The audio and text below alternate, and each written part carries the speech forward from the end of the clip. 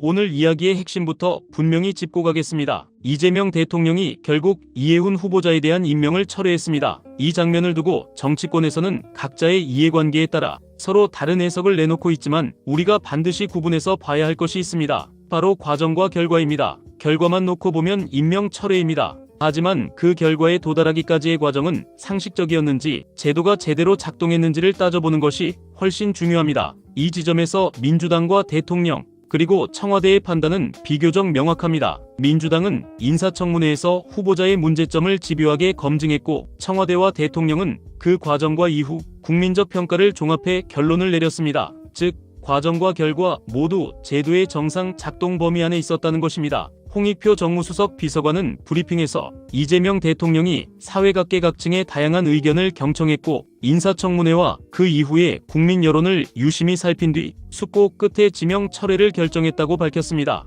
특정한 한 가지 사안만으로 판단한 것이 아니라 여러 문제를 종합적으로 고려했다는 설명도 덧붙였습니다. 이는 인사 문제를 정무적 유불리나 여론관리 차원에서만 밀어붙이지 않겠다는 의지로 읽힙니다. 통합인사라는 취지를 훼손하지 않으면서도 최종 기준은 국민 눈높이라는 점을 분명히 한 결정이었습니다. 통합을 말하면서도 무조건 밀어붙이지 않는 태도, 그리고 필요할 때 멈출 줄 아는 판단은 국가 운영에서 결코 가볍지 않은 의미를 가집니다. 여기서 우리가 반드시 짚어야 할 대목은 결과가 철회라고 해서 과정까지 잘못이었다고 단정해선 안 된다는 점입니다. 그렇게 판단해버리면 제도가 제대로 작동한 순간을 오히려 거꾸로 비난하는 꼴이 됩니다. 인사청문회는 통과 의례가 아니라 검증의 장입니다. 그 자리에서 공직자로서 적합한지, 국민 기준에 부합하는지를 따지는 것이 목적입니다. 그 결과 문제가 드러나면 임명으로 이어지지 않는 것도 제도의 정상적인 흐름입니다. 오히려 이번 사례는 청문회에서 확인하고 국민이 평가하고 대통령이 책임지는 구조가 실제로 작동한 보기 드문 장면이라고 볼 수 있습니다. 민주당은 청문회에서 무조건적인 낙마를 목표로 한 공격을 펼치지 않았습니다.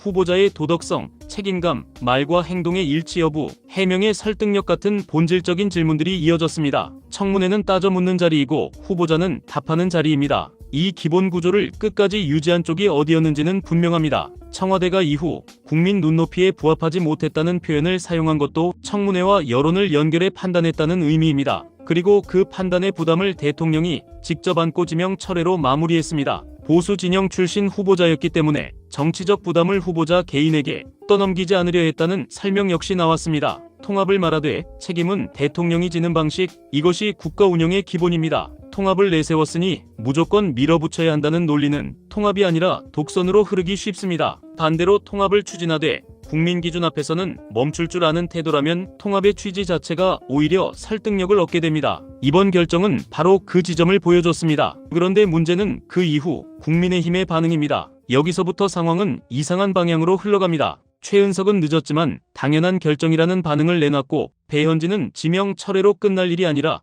수사로 이어져야 한다며 공격 수위를 높였습니다. 주진우는 청약 시스템 재정비, 입시 과정 규명, 청와대 인사검증 시스템 개선을 촉구했습니다. 겉으로 보면 모두 그럴듯한 말들입니다. 공정해야 한다. 검증이 강화돼야 한다. 제도를 고쳐야 한다. 원칙적으로 틀린 말은 아닙니다. 하지만 이 지점에서 국민의힘이 지금 자기 얼굴에 침을 뱉고 있다는 사실이 드러납니다. 이해훈 후보자에게 제기된 논란과 의혹의 상당 부분은 후보자가 국민의힘 소속으로 국회의원을 지내던 시절 이미 형성된 문제들이었습니다. 후보자 본인의 설명에 따르면 이해훈 후보자는 국민의힘에서 5차례 공천을 받았고 그중 3번 당선됐습니다. 이 말이 의미하는 바는 분명합니다. 국민의힘은 그 기간 동안 이 후보자를 당의 간판으로 내세워 선거를 치렀고 국민 앞에 3번이나 선택을 받게 했다는 뜻입니다. 그렇다면 지금 국민의힘이 청와대 인사검증이 허술했다고 외치는 순간 국민이 가장 먼저 떠올릴 질문은 이것입니다. 그동안 국민의힘은 무엇을 했습니까? 국민의힘이 말하는 도덕성과 자질 기준은 왜 자기 당 공천 과정에서는 작동하지 않았습니까? 더 날카로운 대목은 후보자 본인의 발언입니다. 이해훈 후보자는 국민의힘 내부 인사검증 결과가 모두 우수 판정이었다고 밝혔습니다. 이 말이 사실이라면 지금의 논란은 청와대 검증의 문제로만 끝나지 않습니다. 국민의힘의 인사검증 시스템 자체가 무력했거나 애초에 검증을 제대로 하지 않았거나 아니면 문제를 알면서도 눈을 감았다는 의심을 피하기 어렵습니다. 국민의힘이 지금 외치고 있는 말들은 결국 우리는 이런 사람을 우수 판정하고 공천했고 3번이나 당선시켰다는 자기 고백으로 들릴 수밖에 없습니다. 이런 상황에서 청와대를 비판하면 할수록 국민의힘 스스로 드러내는 것은 남의 눈에 티끌이 아니라 자기 눈에 들보입니다. 국민의힘의 문제는 비판을 한다는 데 있지 않습니다. 비판의 방향과 순서가 완전히 뒤집혀 있다는 데 있습니다. 청약 시스템이 허술하다. 입시는 공정해야 한다. 공직자 검증은 더 엄격해야 한다. 이 말들은 원칙으로는 옳습니다. 하지만 그 원칙을 들고 나온 주체가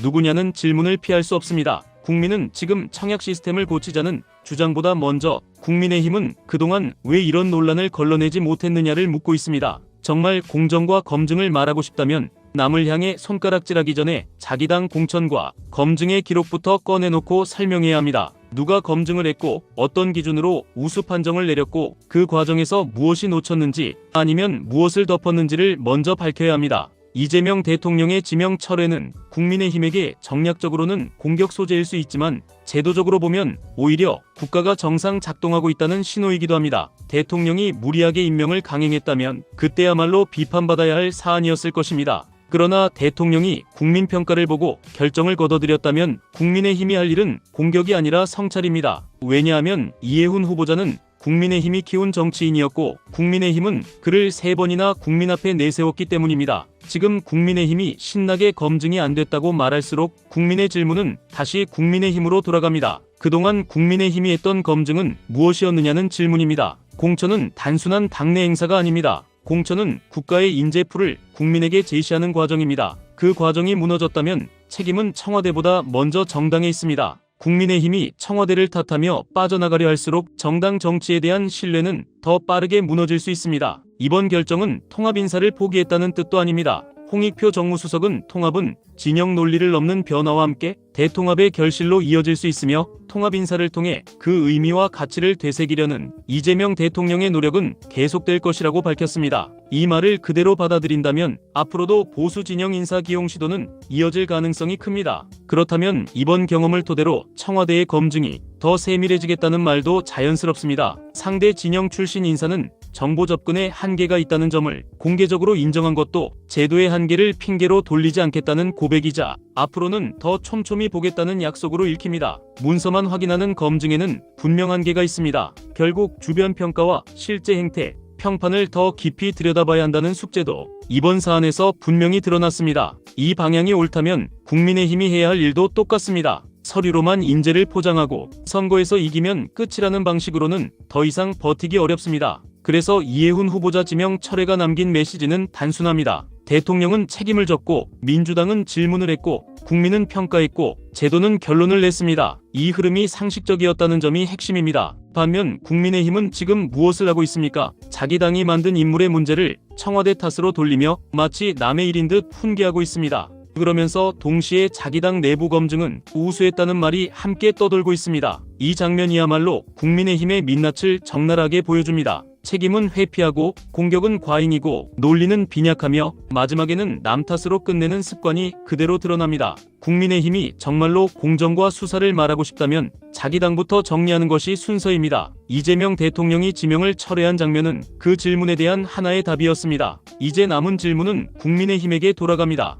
국민의힘은 그동안 어떤 기준으로 사람을 공천했고 어떤 기준으로 우수 판정을 내렸으며 왜 그 결과가 지금의 논란으로 되돌아왔는지에 대해 어떻게 책임질 것인지 답해야 합니다. 남 탓으로 넘어갈 수 있는 단계는 이미 지났습니다. 국민 눈높이라는 말을 입에 올리는 순간 그 기준은 가장 먼저 자기 자신에게 적용됩니다. 지금 국민의힘이 해야 할 일은 청와대 비난이 아니라 자기 검증의 진상규명입니다. 그것이 상식이고 그것이 최소한의 책임입니다. 오늘 내용은 여기까지입니다. 시청해주셔서 감사합니다.